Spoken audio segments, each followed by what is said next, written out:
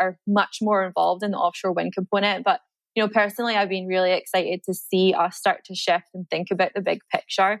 And, while we want to definitely still keep our mission top of mind to protect our ocean waves and beaches and the animals, we also have to be realistic about what we need to have in place and how the steps that we need to take to really drill down on, I should drill down what a word to use, to really kind of, get serious about affecting climate change. It's with wind, I know there's some opposition out on the East End from surfers who are fishermen also. And there's definitely some conflict or concern, particularly with some of the fishermen and navigating around and through these wind farms potentially. I know that's been an issue. And then the very wealthy people are just upset because they don't want a cable going through their little neighborhood, I guess. But sorry, I don't mean to belittle it to anyone who lives out there. But but the real one, to me, it does seem like the opposition from some fishermen on those. And how does Surfrider reach out to them, and how does Surfrider get them on board? Yeah, I mean, they're definitely, and again, this is why it comes down to case by case, right? It's really about understanding the nuances of each individual situation and starting these conversations early. I've definitely been present in some, spaces where there's been concern around fishermen. And it really does come down to making sure that you create a table where stakeholders can come together and you can have voices heard and you can hopefully foster solutions. And this is the thing, like the concerns are, when you hear them, you're like, yeah, that is really concerning. That is like, or can be a threat to your livelihood or the way that you're living your life.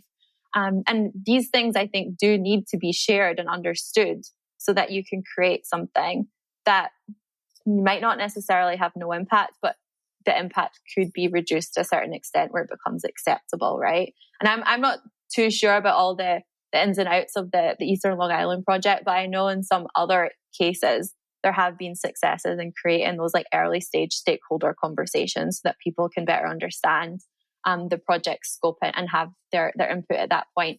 I mean, in Scotland where I'm from, we have beautiful scenery and hills and lush greenery because all the rain. And also, actually quite incredible waves. And it's been really interesting. Yes. To your point about learning from other places in the world, we've had a whole wind farm like put on land.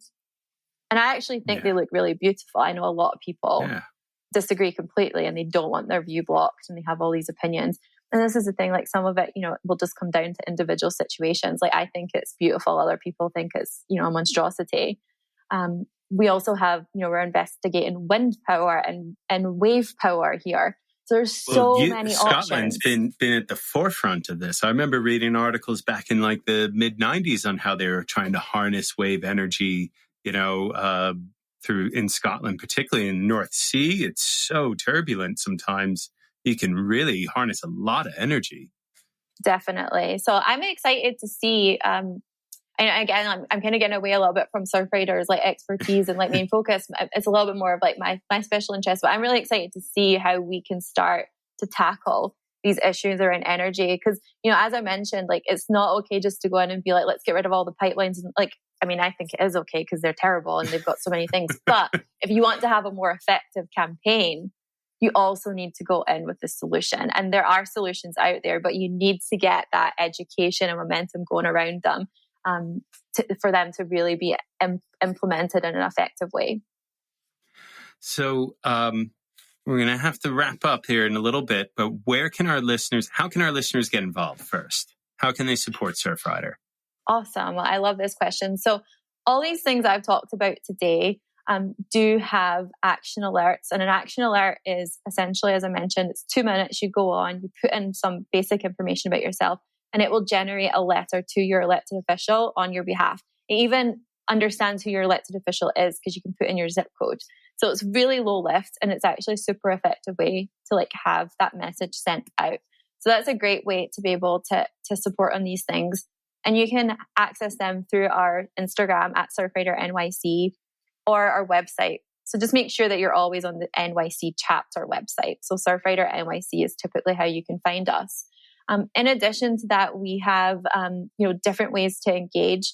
Normally, we host like a whole host of different events, and they're in person. We have transitioned virtually for some things, and others we hope to be bringing back, as soon as the restrictions lift more. So that's a great way to come out and meet the community. Community is very much at the heart of what Surfrider does. And, in addition to having all these different campaigns and things running, really the backbone of what we do is fostering that community that we can, spring into action as needed. And, it keeps people together in these things too. I mean, the work that we do can be exhausting, and it's, the Williams Pipeline is a great example. Things you think have gone away come back again, and you're like, oh my goodness, I can't do this anymore. But you look around at the people that you do this work with and the community that you all have together and share, and you're like, okay, I can find this energy, like we're in this together. And I think that's a beautiful thing. And with that, I'll say that the last way that you can support is through becoming a member. So we have a membership that starts at $25 a year, and that membership goes towards our work and supporting things both in the local and the national level. Our membership is not mandatory. So you don't have to have a membership to come to any of our things or get involved. We actually like people to come out and experience the community and join as a member if you feel compelled to support in a greater way. No stink eye at that Surfrider meeting. No, we won't call you out, I promise. And are you having virtual meetings that people can attend? We are, yeah. We took a little break just over the holidays and then the start of the new year. Really just because there was so much going on in terms of the administration shift and things. We were kind of like waiting for things to come back that had been, put away. So these bills are an example of that. So we're actually just gearing up for a chapter meeting in the next month or so. So we'll have information sent out via our social media channels and website. And it's a great way just to come along and get a summary of what's going on. Hear from a little bit more people, like, our different program and campaign leads will report on things that they're working on. So you don't just hear me, rambling on the whole time. And we usually have a guest speaker too. Again, like really thinking about this collaborative approach. We want to also share this space with our incredible ally organizations and others working on these important issues. Awesome. Well, Nikita Scott of the Surfrider Foundation NYC Chapter, thank you so much. Looking forward to doing this in another few months in summertime, I guess. And hopefully we'll be out and about a bit more, and there'll be some more events for people maybe to go to, hopefully. Absolutely. And thank you so much, Nikita. Appreciate it. Yeah, thank you very much, Tyler. Very much appreciate the opportunity to share about our work, and hopefully we can get all this stuff moving along and celebrate some victories in 2021. Yes, we will. Awesome. Thank you. Thanks.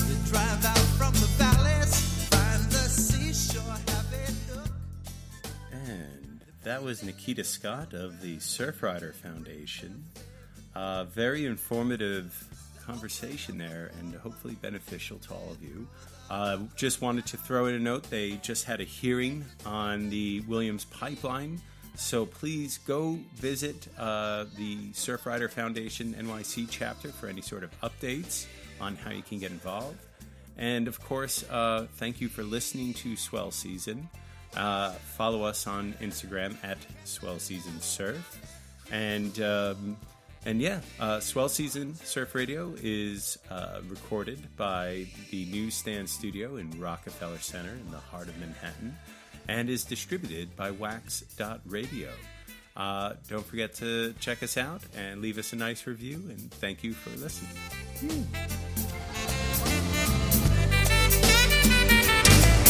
If it's broken, we can fix it. If it's wounded, it will heal. If it's